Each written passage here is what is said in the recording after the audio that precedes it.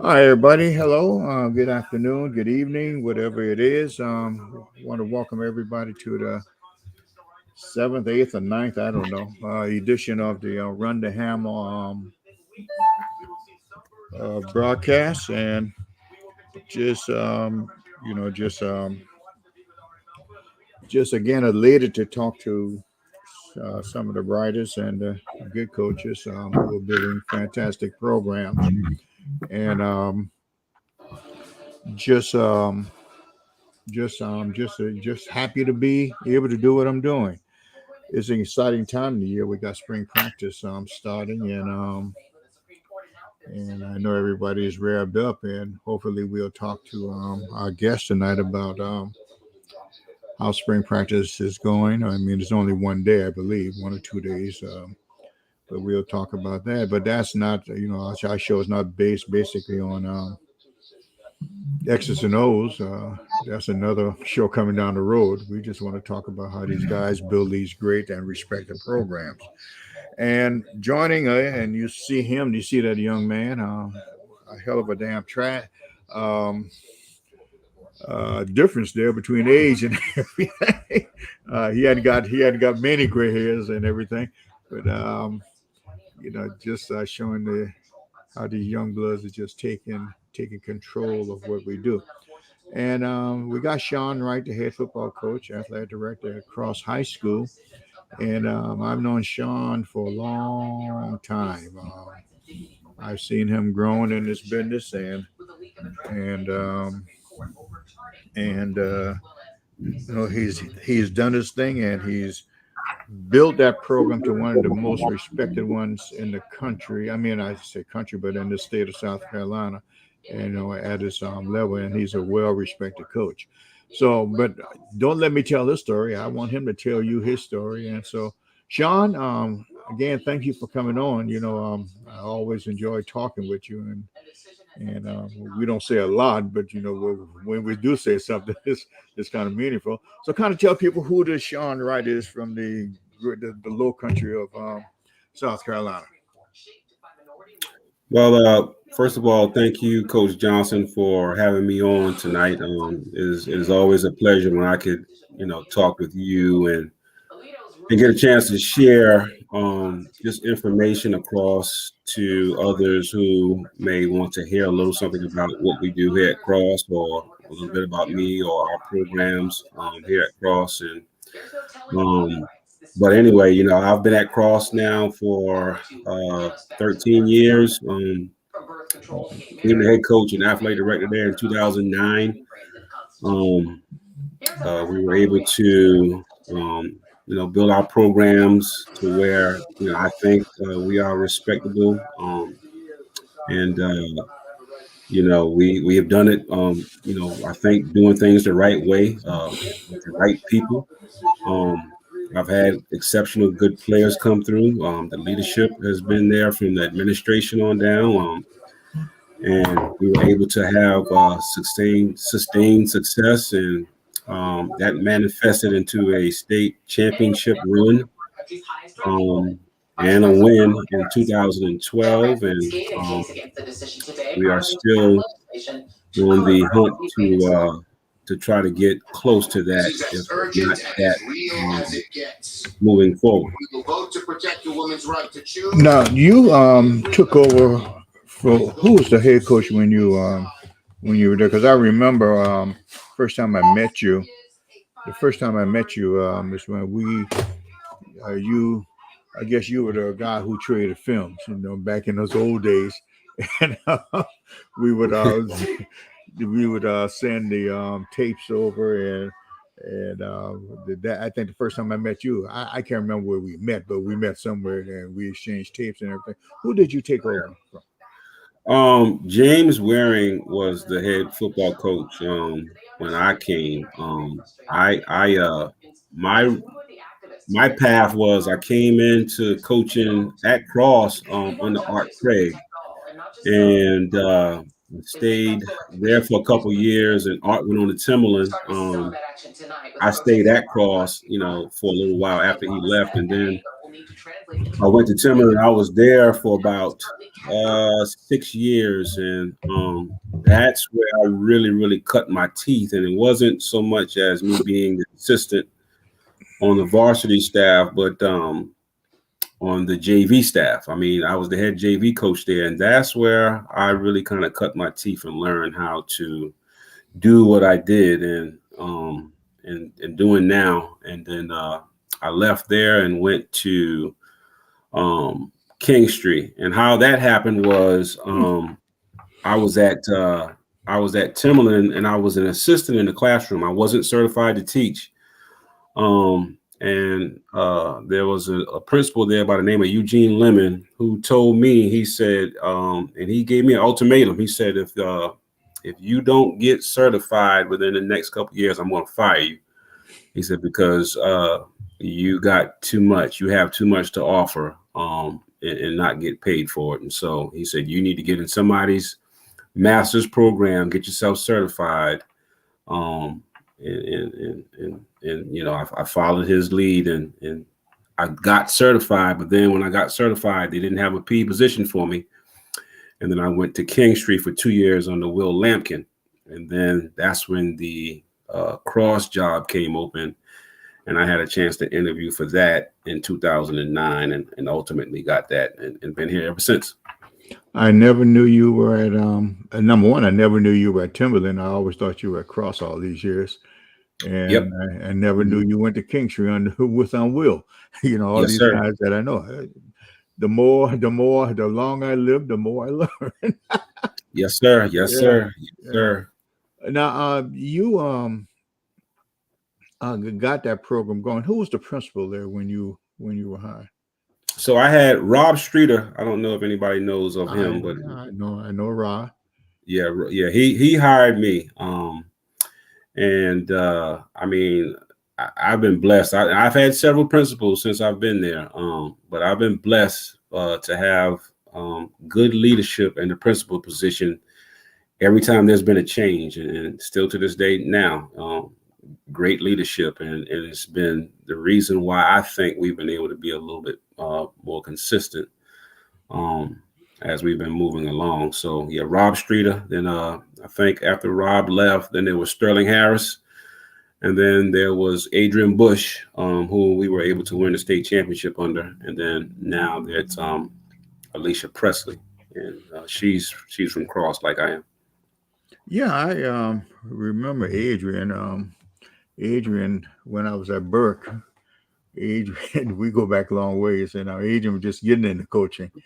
Oh yeah, yeah, back then, and that was a long time ago. And boy, you know, to see you guys just grow into this business and into the educational and athletic arena is just great, man. It is just great. Where did Adrian go?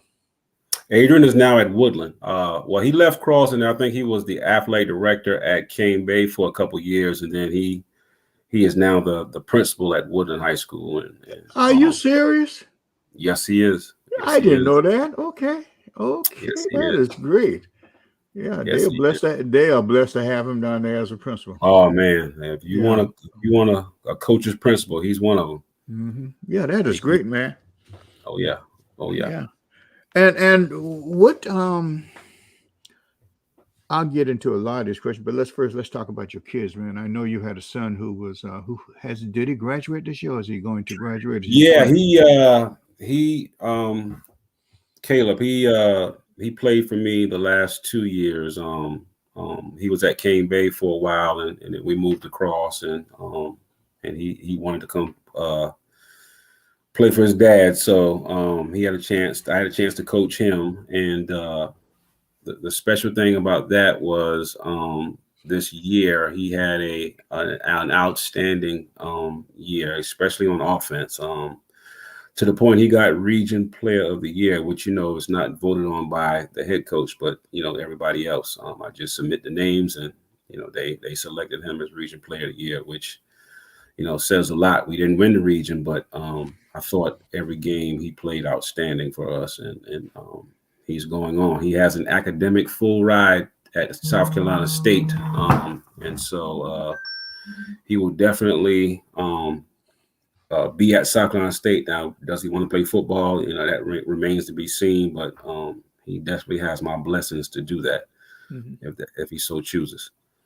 That is always, I applaud those football players who do it academically, who can not only have a chance to do it with football scholarship, but actually get the what I call the main thing. The main thing, that's that academic thing and everything. Yes, sir. And it just blessed my heart to see those kids do that.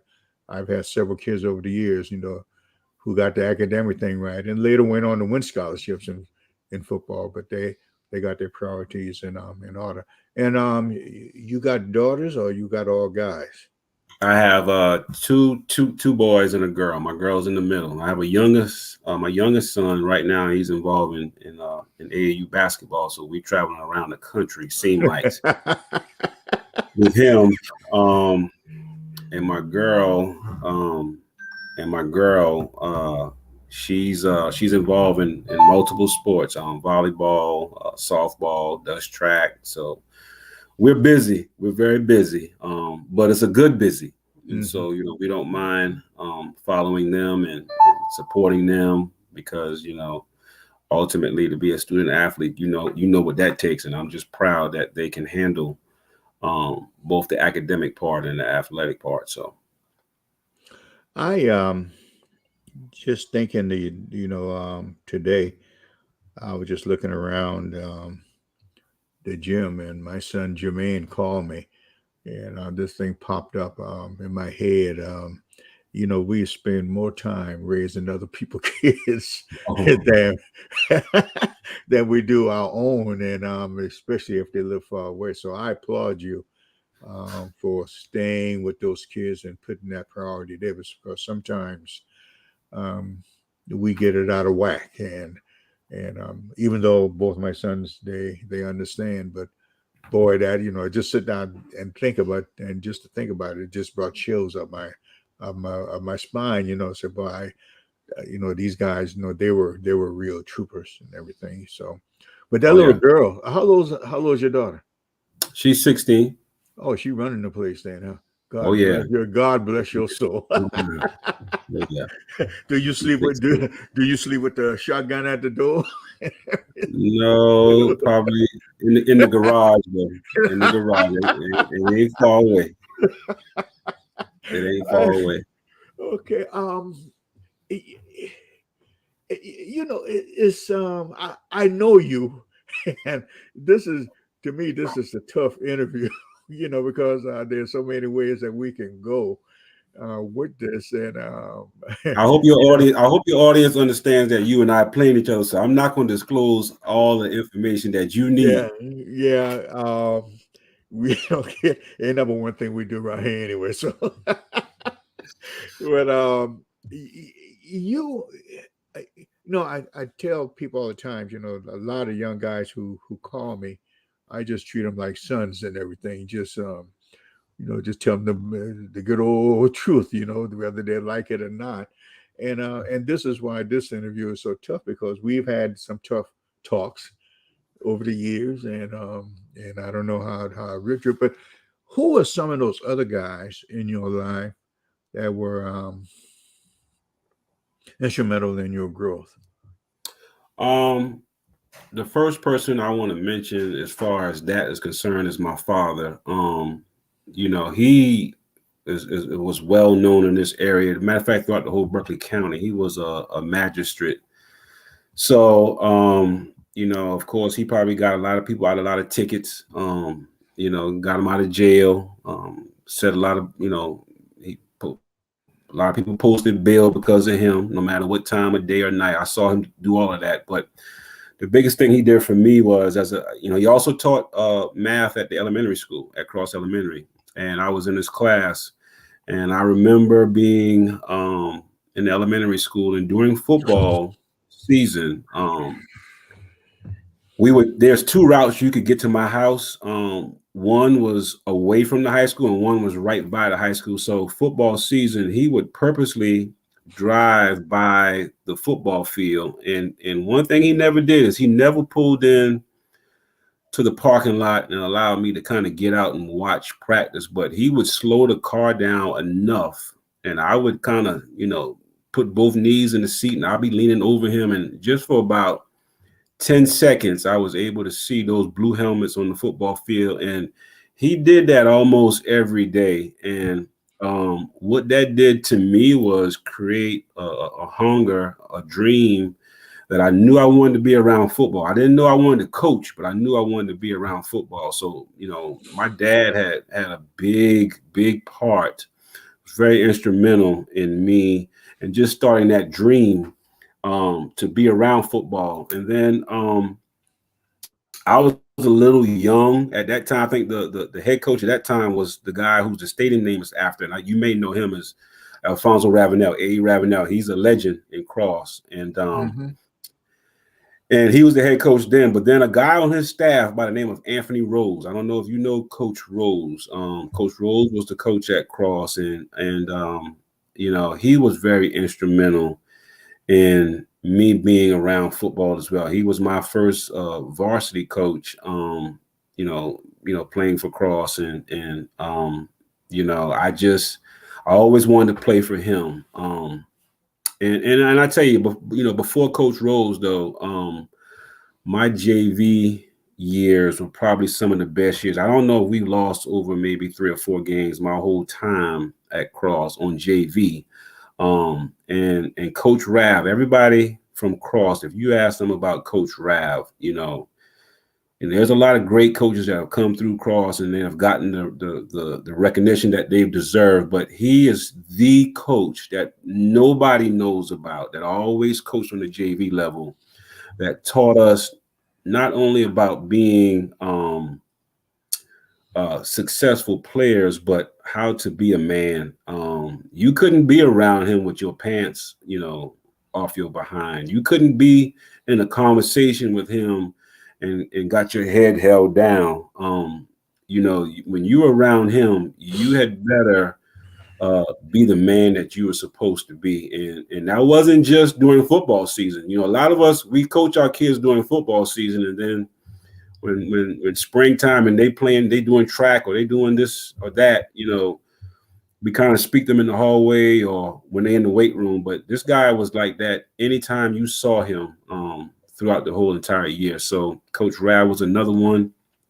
And of course, who got me started in football, high school coaching was Art Craig. And just a quick story about that was, I came home from college one day and I came to the weight room and he thought I was still a high school player, and he tried to convince me to come out for the football team. And I said, no, coach, I'm actually playing college ball right now. And my mom is the guidance counselor here. And so he hired me, and so I have been that guy has been instrumental in me and my career.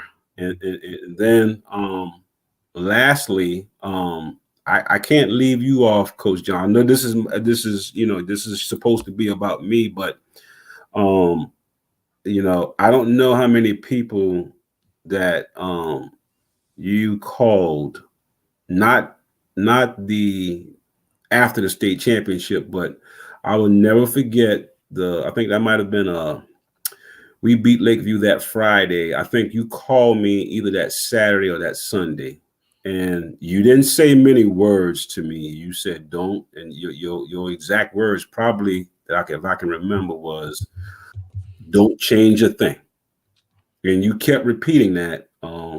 And out of all the people I named now, you were the only coach that called me and gave me that type of response and that type of encouragement. And so I have included you into people who've kind of inspired me. I appreciate that. Yes, sir. It's the truth. I'm blushing, but you go from there to those guys. When did you make the decision that you want to coach? So let's see. When I came home and I visited Cross and Art, um, he saw me in the weight room, and then we had a chance to kind of talk. Once he realized I was playing college football, then he started to pick my brain about what we were doing in college. And then once I graduated college, I had a physical education degree in my and it was physical education, and I had a sociology minor, which to me at the time was really nothing. It was nothing I could do but maybe go and work at a park or a rec facility or something of that nature. But Art gave me an opportunity to come into his program. He put on a highlight, and I watched them against Timmonsville, and I watched them against not East Clarendon, but Ellery. And after I watched those games where he was in Cross and beating those teams, it kind of really allowed me to kind of formulate, well, dog, this is something I want to do. And that first year I was on that staff, I knew I couldn't play the game anymore, but man, just being able to relate what I knew to those high school players. I mean, just teaching them up-to-date techniques, fundamentals. I mean, and then see them do that in the games and in practice. I mean, that was rewarding for me, and it has been ever since. Well, that is great. I had a lighting issue I had to take care of, so I wasn't ignoring you. I heard everything you said. Now, Right. what high school did you go to? I'm in the Cross. I'm You went from to Cross Cross. with the Cross. Yes, Okay, sir. Mhm, okay. mhm. And I had a hard time figuring that out because I was reading your bio and everything. And you grew up and you a Charleston boy. Yeah, I was born in Charleston, but I grew up in Cross. We are a proud little town. Hmm. We wear our emotions on our sleeves. So, this is where I'm from. And Tell me about it.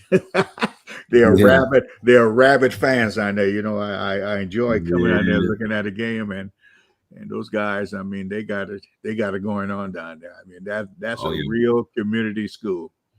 It is. It is. I mean, you're Hmm. gonna see the band, you're gonna see the cheerleaders, Hmm. you're gonna see, and our homecoming, I know everybody talks about the Wilson High homecoming and some of these other big schools, but I would, if you around Cross and in the month of October, that's usually when we have our homecoming games. If you can make that game, you would be totally surprised at the amount of people you will see at a football game. Hmm. Yeah, Yep. you pack them in during that game and all the stuff. Now, when you became the coach at Cross, um, was there a issue with the getting the kids to buy into you? Uh, no. I never had a buy-in issue initially. Reason being, I left Cross and went to the rival school. That was a tough choice for me.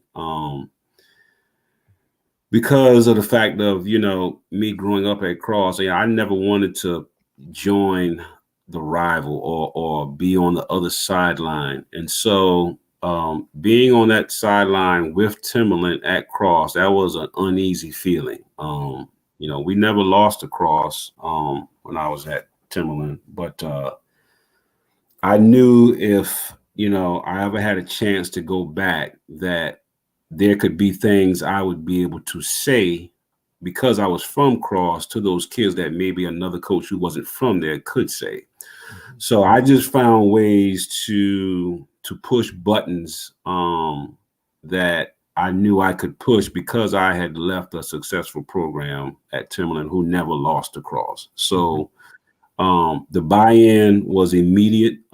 We won the region immediately, and then we lost to, I think, Lakeview, who still had Jewel McLaurin, as the head football coach in 2009, and we lost that game 22-15, and we were down 22-0 at halftime, and we were able and fought our way back and lost the game 22-15. And so I thought from that point forward, we kind of gained a little bit of respect from Jewel, who's a legend. I mean, you know Jewel real well.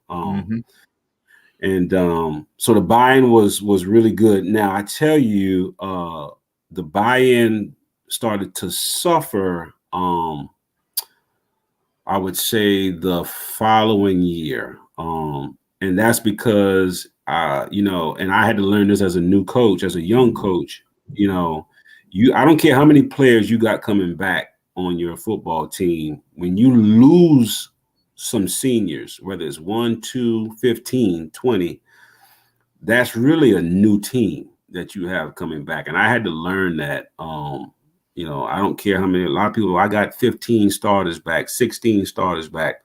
When you lose 4 and 5 seniors, there's some restructuring you have to do. And it's not always physical, but sometimes it's mental or emotional.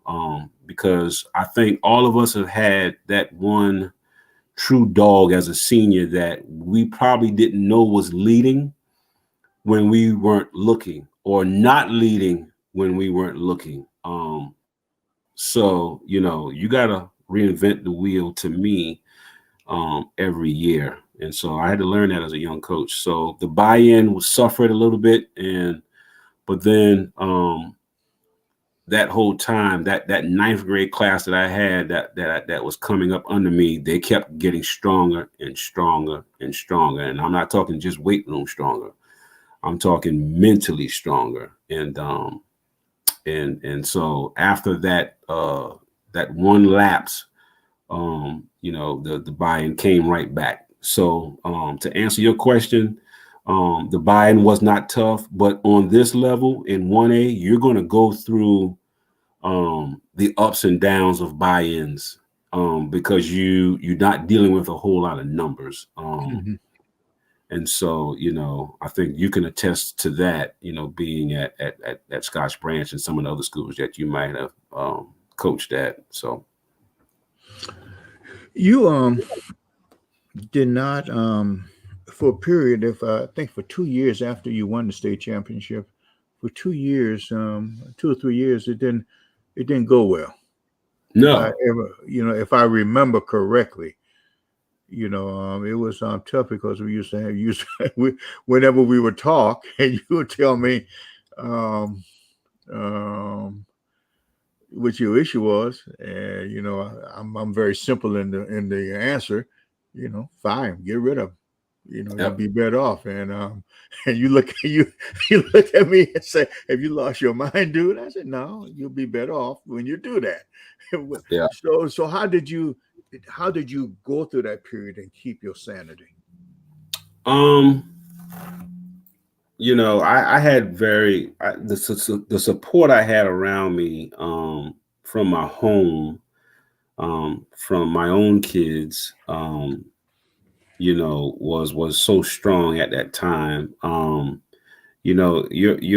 Your wife or your kids, they don't care when you lose a game, or they don't keep records. They're not, they don't mind when you don't call a good play. They don't mind when your quarterback gets sacked. Now they may hear in the stands what others may think, but when you have a good support system around you, I think that's invaluable for a coach who may go through ups and downs. My faith has always been strong.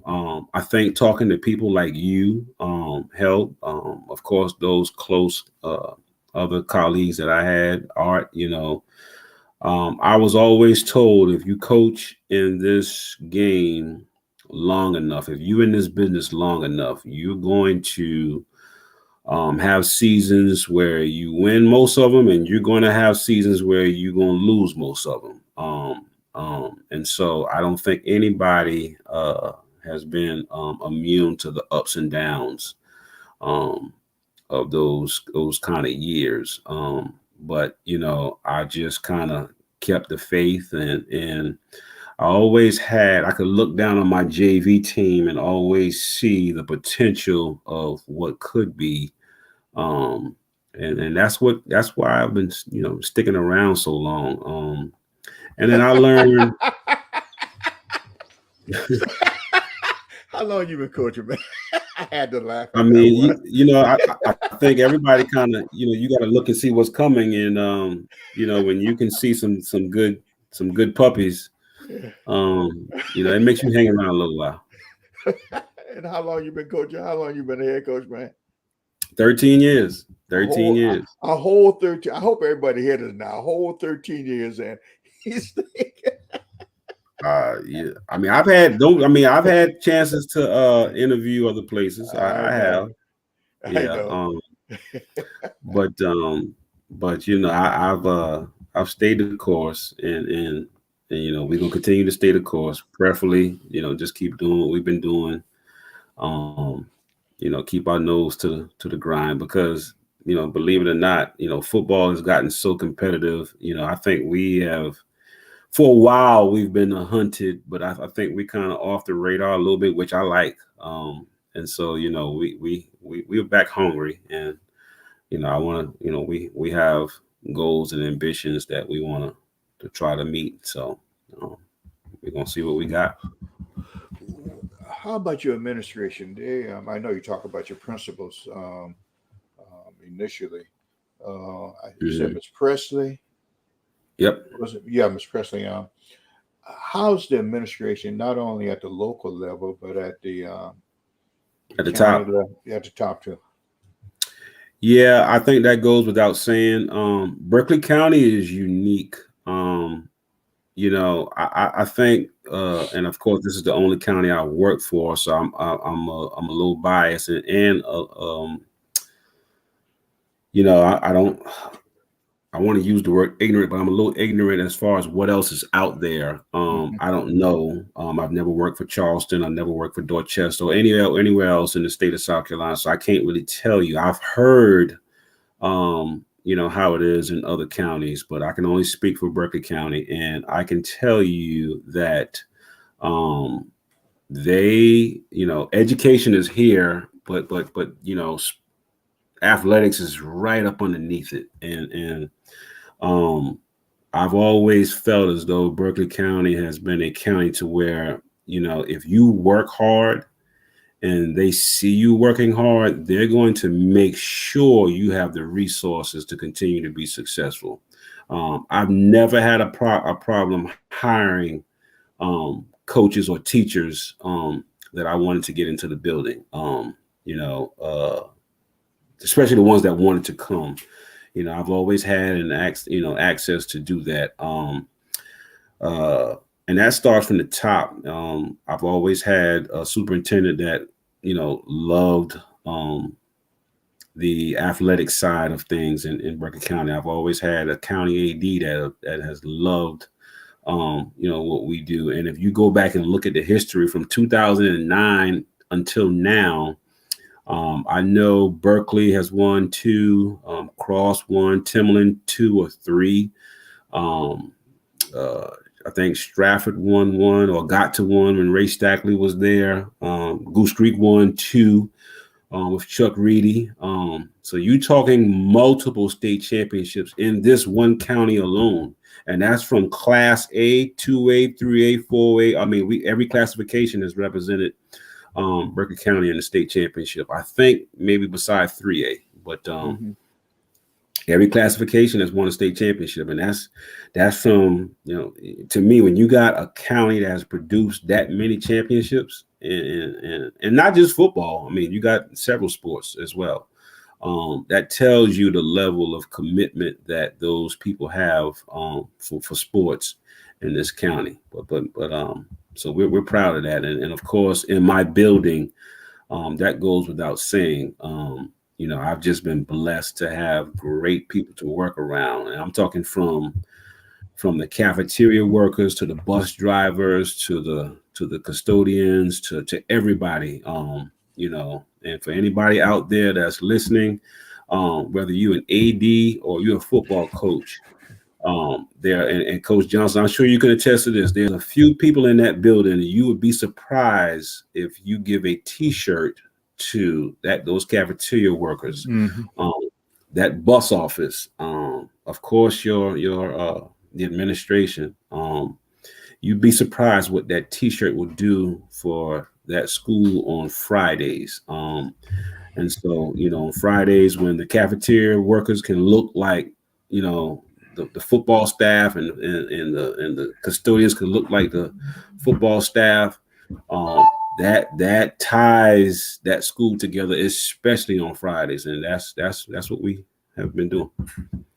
Well, that's good, man. It is so important to have that local support, but also everybody else buying into the excellence, as I call it. You just Oh, can't yeah. have that in one school. You got to treat all those kids like they're champions, because when you treat them like they're champions, they start performing like they're champions, and that's in all sports. Which leads me to another thing. How many kids do you have in your school? We're unique. We have grades 7 through 12. So 7 through 12, we probably around about 320, 325, something like that. Grades 9 through 12, you're talking maybe 148, 150. I'm not sure the exact number. But we probably one of these smallest. We probably out of 40 something 1A schools, we probably rank in the bottom 10 as far as amount of kids in the school as far as the enrollment is concerned. Well, I feel you on that. I think we got about $1.75. So Yep. so it's tough sometimes, especially now. So that means that you have to share athletes at your level. Yes, sir. Do you have an issue with that in your school, or is that known that we are going to share athletes? I don't have an issue, and anybody who I have hired, I have let that known that we're not going to make that an issue here at Cross. In fact, we encourage our kids to play other sports. I have had the pleasure of sending since 2009. I've had 9 football players go on to play college football, and those 9, every last one of them played multiple sports. In fact, I would say beside one of them, they were all 3-sport athletes. So yeah, we definitely encourage our kids to be in multiple sports. And I think that's a well-rounded kid. And I think the college recruiters, once they hear that they are involved in multiple sports, that makes it easier for them to recruit them. So, oh yeah, that's not an issue for me. Does do the I don't know how to place this gently. Do the kids understand that they don't know where the bread is going to come from, or they have to, as I say in the market world, do they understand they have to diversify themselves? Oh yeah. I have a meeting at the beginning of each school year with all of our parents, and in that meeting, I have all of our coaches attend that meeting, whether you are the baseball coach, whether you are the soccer coach, whether you are the softball coach, everybody's at that meeting, and I have everybody set up at different tables throughout the auditorium. And so the parents are able to mingle with all of the coaches that they believe their kids are going to be playing for. And so we start that in the household. So the parents understand the importance of those kids diversifying themselves and playing other sports.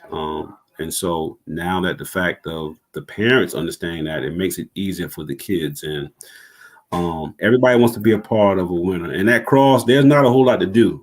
So these kids, they you know, they want to be at the school doing things because, other than that, they got a lot of woods, and there's not a lot of stores. And so I think Cross High School itself is a fun place for most of them to be. I remember after playoff game this year, we played y'all, and I called you, and the girls played. I think, yeah, the girls played, and I was sitting up in the bleachers looking at them things. I said, "Dang, these girls look like track guy girls." And I called you. I don't know if you remember. I called you the next morning, and I said, all those girls run track, don't they?" And you said yes. But what blew me away was that you said that you got that from us.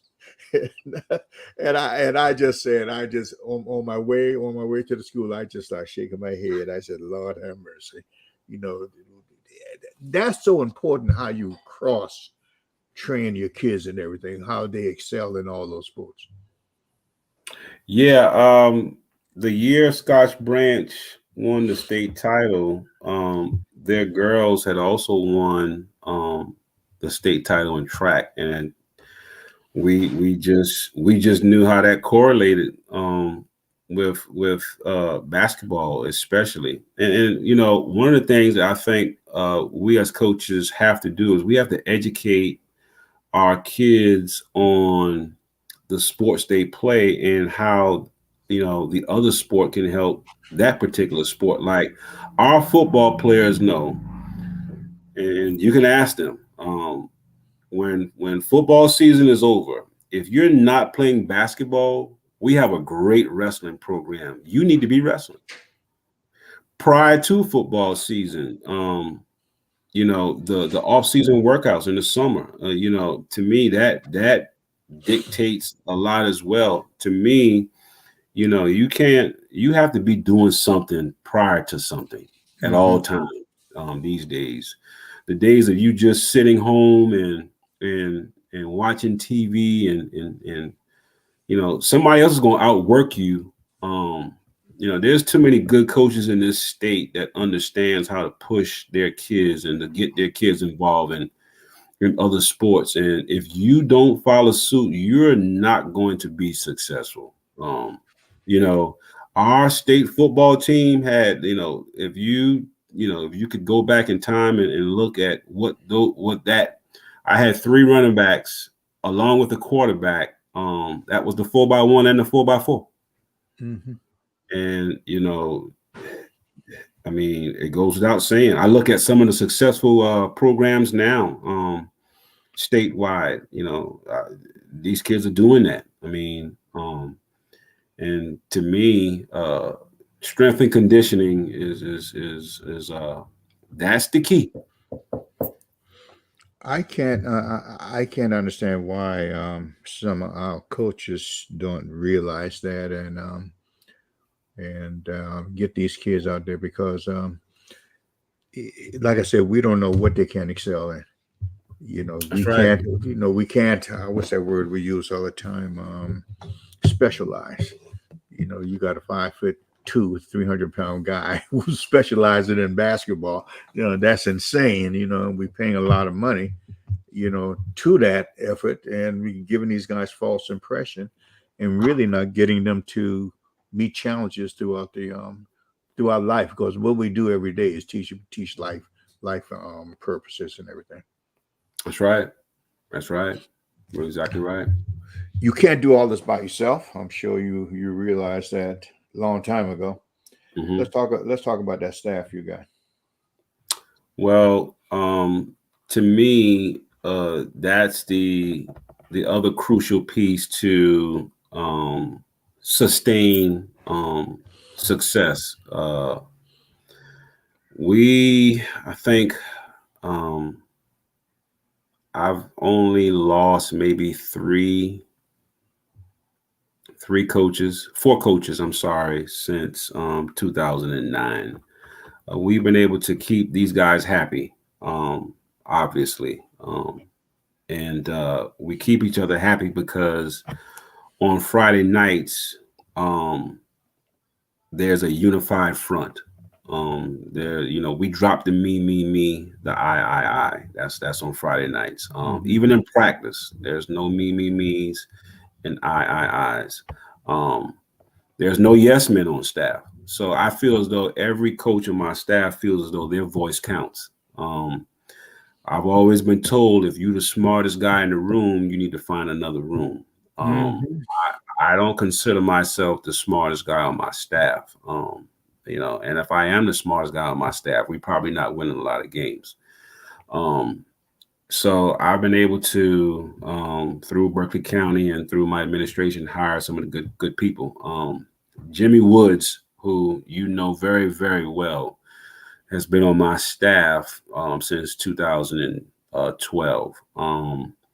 He and I had a conversation the other day. He said, he told his wife when he first, took the job at Cross, he said, I'm gonna be here for about 2, maybe 3 years, and I'm gonna go ahead and get up out of there. Well, this is year 9 for him, so that, and he's been around for a long time. I've had some other coaches kind of go and come, I'm sure many people may have remembered, but my best friend, Antonio Simmons, God rest his soul, passed away after the state championship year.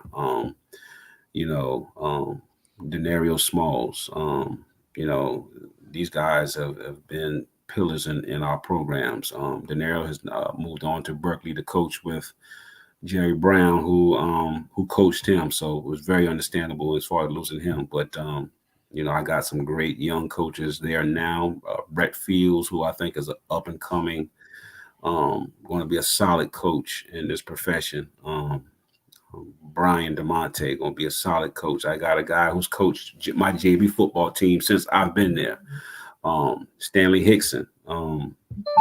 He's been there with Art Craig. And to me, especially on that JV or that middle school program, if you can, keep stability there, you have a chance to be real successful. So, in short, man, we've kept a lot of good coaches in our program, and they're still there, and we know each other. Like I said, we present a unified front on Fridays. Now Sundays, we're not always unified, but when we leave on Sunday, we're unified. So, and then that's on purpose. Now, I tell these guys, I don't hire, and I have not hired any yes men. Come in here, with what you think, and back it up by what you think, or what you know. And if we can back it up, and we can go on the board, or we can point out some video, and you can show me, and we're gonna go with that. But the kids never see any kind of dissension. And I've been on staffs where the kids could tell these coaches don't like each other. And to me, if you have a staff and your coaches don't like each other, the first people that are going to notice that is going to be the kids you coach. And your program is going to show negatively how that can affect them. How do you get them comfortable enough to come to you with their issues or their things that they want to implement? How do you get them comfortable to do that? How do you get them comfortable enough to fuss back at you? Well, number one, in the hiring process, I feel as though I let my hair down. And, to me, they understand from the get-go, at the gate, this is what I expect. To me, if I'm hiring somebody and I have to do the job that I'm hiring you for, then there's, why be here? I want to make it known about it's about us. It's not about me. It's not about any of that stuff. It's about us. I think you can go back and look at any article that I may have been a part of, whether that was the state championship year or whatever. I'm the last person that I want to talk about. You hear a lot of I coming out of my mouth tonight because I'm on this podcast with you, but this thing has never been about Shaun Wright, and it's never going to be about Shaun Wright, whether I'm at Cross or whether I'm at wherever. It's all about the people that don't mind being around me and understanding that tough love is there's still love after the toughness. And so I think when you can show that you can be tough but love them at the same time, whether that's another coach or whether that's a player, they can't do anything but respect that. And I'm probably one of the few coaches left in this state. Well, I don't want to say that because I don't know what the other single A or 2A schools are about. But what you're going to catch me doing on a Thursday, sometimes on a Wednesday, is I'm going to be out there with that paint machine and I'm going to be painting them lines. I'm going to be in that locker room and I'm going to be either hanging jerseys up or I'm on, there ain't no such thing as I'm going to make a coach go do this because I'm the head coach. No, we're going to do this together. And so I think if you got coaches that understand that you don't mind getting your fingernails dirty, you don't mind getting your knees dirty along with them. And then, when we win a game on Fridays, it's all about what my assistant coaches do. And then when we lose a game on Friday, it's all about what Coach Wright does. When we lose, then you hear me or you will see me, saying the I. It was my fault. It's, So I accept every loss at Cross. That's my fault. Every win belongs to my assistant coaches and my players. And that's my philosophy. Yep. Those kids that you coach, you want to talk about them? How are they now? The kids, your players. How do you treat them? What is your routine with them? Let's start with academics. How are you with academics on them? Well, first of all, I have not had any administration that has allowed me not to focus on academics. Of course, my parents are both educators.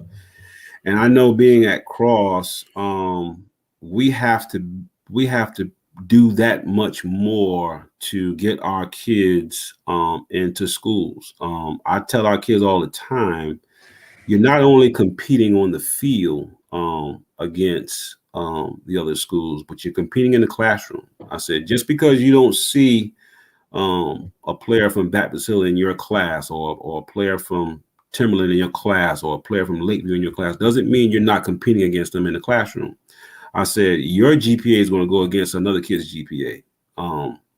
Your SAT score, your ACT score is going to go against another kid's ACT score. I said, if you are close in talent and your ACT score is a 16, and there's somebody's with equal talent as you that has a score of a 22, they're going with that 22 because they can trust that 22 in their classroom.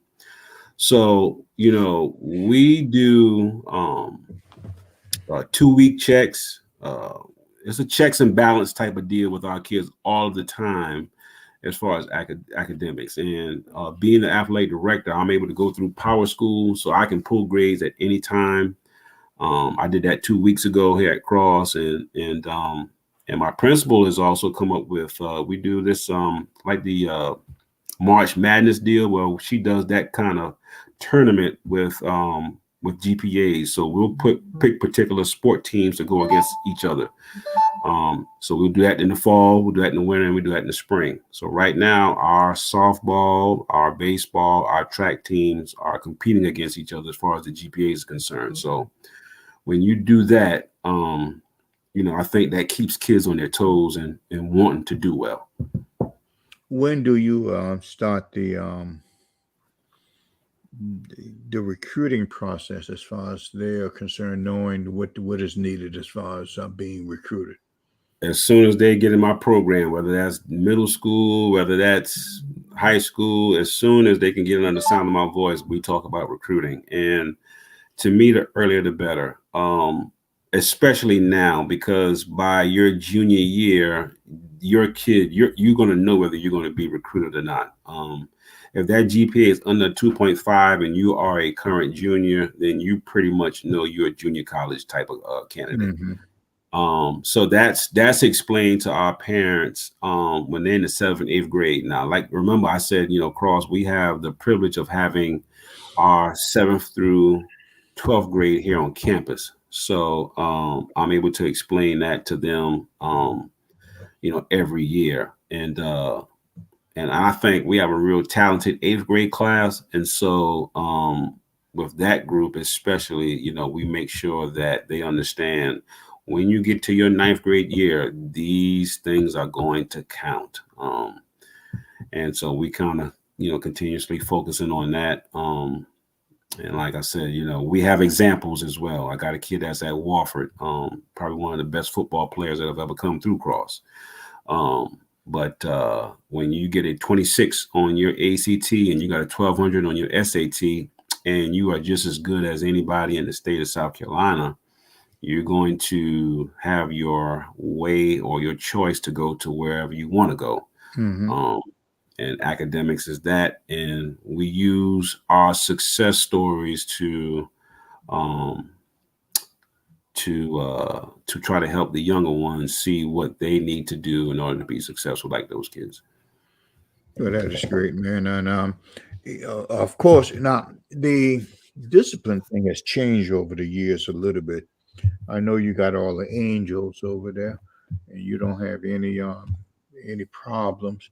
But for those two guys over the last 9 years, you've had problems with. How did you discipline them? So the discipline of my kids, and when they got in trouble, Yeah. we believe in physical punishment at Cross. When I say physical, we don't put, of course, it's against the law to put your hands. We can't, that's when I played. Now my coaches, I don't want to get this was a statute of limitation now, so I could probably say this. Still don't say it. You may find somebody. But we understood what no and yes meant long time ago through some tough love from our coaches, and we were able. That was backed up by our parents, so you were going to get it double dose back in the day. Now, not as much. We can't, of course, you can't. You have to be very, very mindful and careful about how you treat kids, but we have this thing called the zoo. And so you say, well, why you call it the zoo? Well, everybody know what bear crawls are. Everybody knows what crab walks are. Everybody knows what the rolls, the alligator rolls. Everybody knows. So we kind of use those different animals to produce punishment when you're not doing what you're supposed to do. Not only that, and I've done this for the first time in my career, is we've taken away playing time, and also this year I've taken away games. I think as you mature as a coach and you realize that winning the game may be a lot of our goals, if you don't win those young men over as people first, it's not going to matter what you do on the football field. You made mention earlier about us not having a whole lot of success after the state championship year. Well, being a young coach, we did a lot of celebrating after that state championship year. I let a lot of things slide that in the midst of us celebrating that was very detrimental to my program. It could have sunk my program. And so I had to hold on and rebuild, that thing from the ground up from a mentality standpoint. And so, we're firm but we fair. We're firm but we fair. And our kids know at Cross, they earn everything they get. We wear a lot of nice uniforms.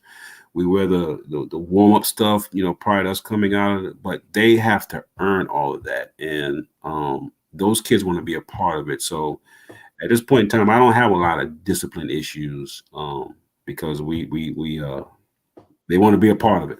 Hmm. And they want to stay a part of it because they find that's the best place to be, safest place to be, and everything. That's right. One last question before we get to the next two, because we're running out of time, but time is not a big deal with me. When you were going through that celebration time, who jerked your chain and say, "All right, dude, let's come back to earth"? I tell you who jerked my chain. I think it was just life in general. When you and I don't mind sharing this on this platform. I don't think, I don't want to say my soul, but I sold a lot of things for that ring. And we were able to win that, a state championship. And I'll never forget, after we won the state championship, there was a guy who interviewed me on the field, and he said, "Well, man, how do you feel? And how does it, Cross being a first time, state champion, how does it make you feel?" And I said, it means the world. And when I hate looking at that interview, because I think there's somewhere in the Bible where it says, why gain the world but lose your soul? To me, that now hindsight, I couldn't even tell you. Well, my ring is probably somewhere in my closet somewhere. But that is so small when you think about the overall picture of, what it means to be an upstanding citizen, what it means to be a man, what it means to look people in the eyes, what it means to have manners. It is so small. And, to me, what brought me back to reality was having my best friend die of a heart attack 2 weeks prior to the season. Having one of my returning players on the state championship team bring a loaded weapon to school, getting expelled, going through marital issues. This is all within 4 months after the state championship team. So guess what? I won a ring. That was great. I'm on top of the world. It means the world. But to me, life, God taught what the real meaning of life was after what I thought was the greatest thing that I could have possibly done. And so when you start going through those things, you realize, what's a state championship? It's nothing. We all think that's what we're supposed to do. And that's how we're supposed to keep a job. Well, if I ever become an AD that's over several schools, like a county AD or a superintendent or any things of that nature, and even to this day, I don't hire and fire people for their wins and loss records. It's your relationship with your kids or lack thereof. If you don't have a relationship to where I think kids are learning how to be successful people under you, I don't care what you do on the court, on the football field, on the track. It doesn't matter. Words of wisdom. I think everybody needs to carve that out and listen to it, because we all go for that goal, but when you look at it at the end, it's nothing. I can't even tell you where the rings I have are right now myself. It just doesn't matter. And we use it as reference points and everything, but it's nothing more important than, especially today, it is nothing more important than raising men right now. Oh man, especially in today's time, man. It's tough out here. It's tough. It's tough, and if we're not getting these kids prepared for this world that's going to kick them in the butt, then I think we would have failed, because we would have failed the guys whose shoulders we stand on, because they sure got us prepared for life, in a big time way. Well, I tell you what's even I think it's going to come the time to where high school is going to start to matter so much more, because with this transfer portal out here, our kids are not going to be recruited. And we're already facing tough times prior to the transfer portal. But now with the transfer portal, you're talking about the kids that are already in college. They're going to be the ones that's going to be recycled. Why go get a good player at Cross when I can get a great player that's already played college football?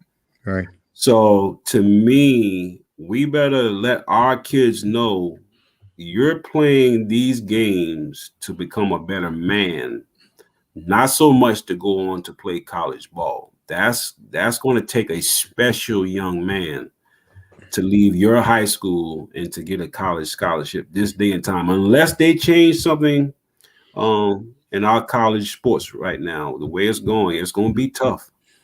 It's crazy out there, man. Everybody wants to be a national championship, and we're using bodies to get there, not caring where they land. It's just crazy out there. Yes, sir. Two final questions. You know what they are. You listen to every podcast we've had. If you could spend an hour with anybody in the world right now, who would that person be? In the world right now? Yeah. And you know what's crazy is I've heard you ask this question to every person that has been on here so far. And I've always kind of laughed because they always had a hard time coming up with that person's name. And I said to myself, when he asked me this, I'm going to say this person. But now that you've asked me that question, I got to think a second about who I want to say. And there's only one person, right? Yeah, right now, who would I want to talk to right now? It could be dead or alive. Yeah.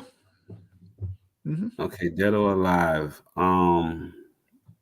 Can't be a coach now. Just can't be a coach. Not right now.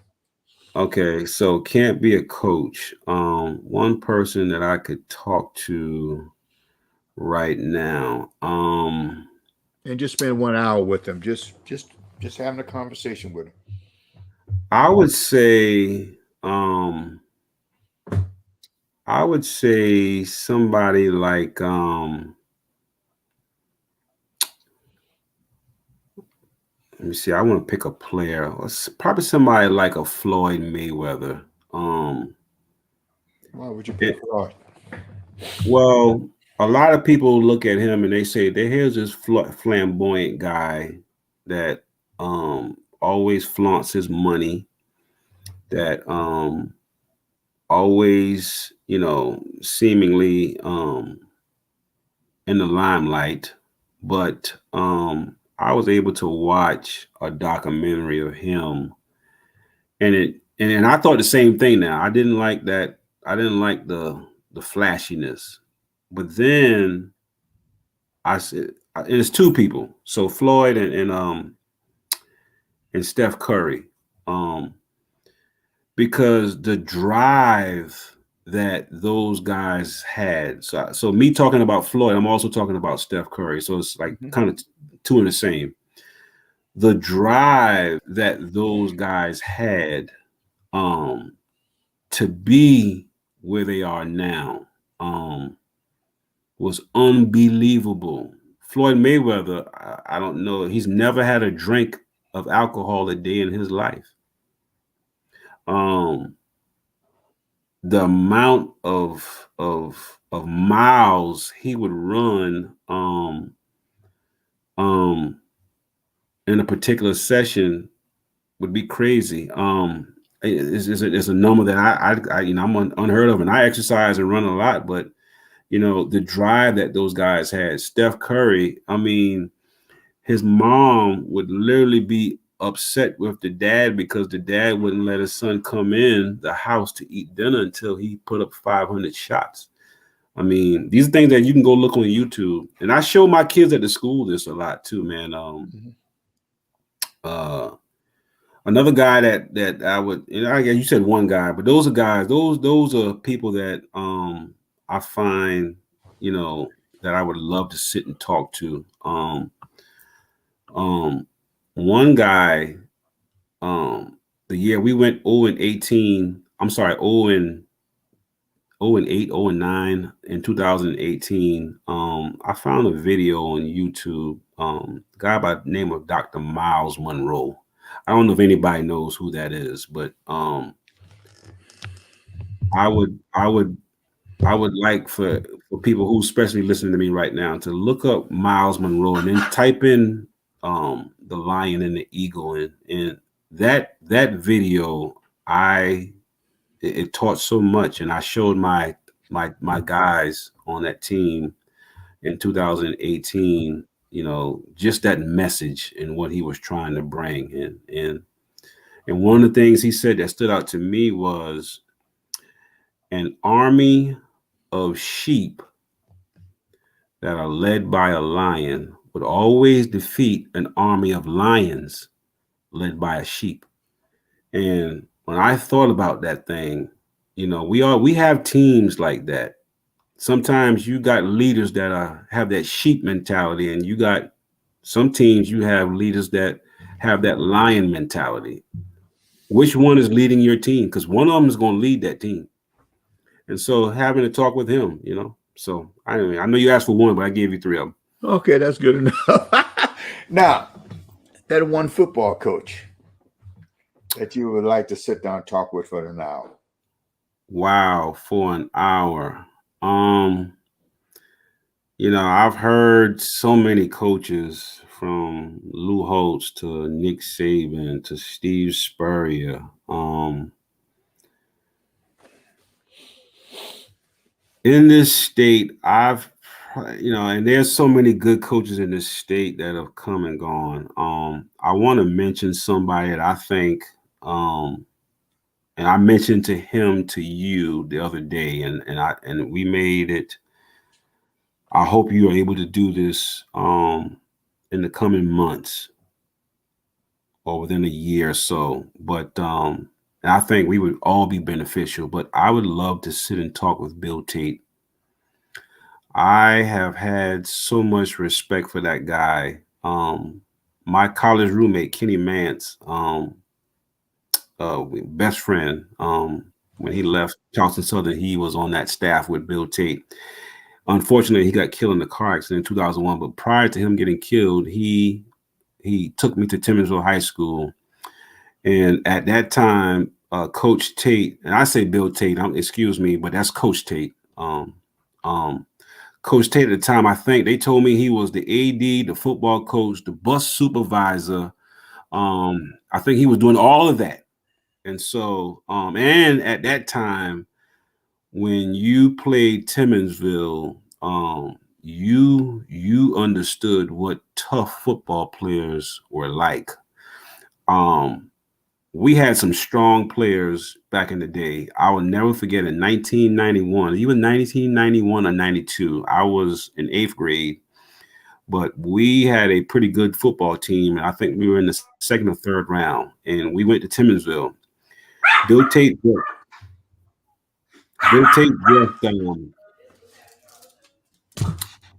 I'm sorry? Bill Tate dressed 16 players that year and won the state title.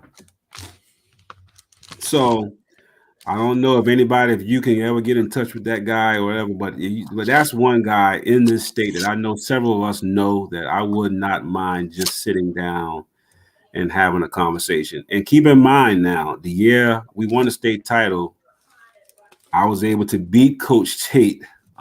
He had come back from retirement.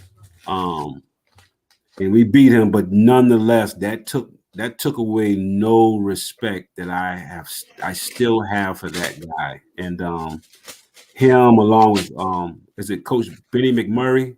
Yeah, Benny. Yeah. So many guys. I had a chance to talk with Coach Page, and he may be listening. I don't know if he's listening or not, but man, there's so many jewels in this state. And I had a chance to talk to you, but you said somebody that I have not talked to. It would be Coach Tate. Okay. Well, that's great, man. And we are working on that show. I want you to know we're going to bring all the legends on at one time. Oh man. Yeah. So that'll be coming up here pretty soon and everything. Well, Shaun, I really appreciate you coming on, man. And Oh like I yeah, said, I learned more just sitting here listening, and looking at things that I'm doing and saying, oh, we might be able to change, do this and everything. But you can't get to a point where you know it all, and it's never about you, yes sir, never ever about you. It's always about these kids, and yes these sir, kids and these kids need us more today than ever before. yes Anything sir. in closing you want to say? Man, I just I think we just need to continue to give each other's our flowers. While we are here, I think you are allowing that to happen with this platform. But I hope you understand your significance in this state, and what you do and how you do it. And so, you know, Coach Johnson, you are well respected, but you also are approachable. And a lot of people who've won multiple state championships in this state, they're not always approachable, but you are approachable. And I appreciate you being approachable. I could honestly say, like I said, earlier, that phone call that you gave me, you didn't pat me on the back. You didn't say, congratulations. You said you a man of few words, and you said, Coach, keep it the same. And so, I hope everybody understands your importance in just having this platform and what it does for us as coaches. And I'm looking forward to listening to everybody else, after me. Okay, well, thank you, Shaun. And I mean, I've held you from your kids and everybody else for an hour and 15, hour and 20 minutes. And I didn't realize time went by that fast, man. Tell you the All truth, right, man. man. You have a good night, man, and we'll see you uh down the road. How's that? Okay. Yes, sir, Okay. man. You take care. All right, man. Have a good night. All right, guys. I want to thank Shaun for coming on tonight. We'll be back on tomorrow night with Corey Crosby, who is the new head football coach at Bamberg Earhart High School, and another young line, as they call them. Yeah, I mean, I'm excited, as I'm always are, to talk to these guys and learn. And I guess say this all the time. I got the best seat in the doggone state. I sit here and listen and write notes down, everything. Well, everybody, y'all have a good night, and thank you for tuning in. And listen to the replay, and I appreciate the kind comments you guys are giving us. And excuse me, and it means a lot to me, but it also means a lot to these coaches, knowing that people are actually listening to them. So on that, we want to say good night, and always remember, tell somebody you love them and give them a hug. Good night, and see you tomorrow night.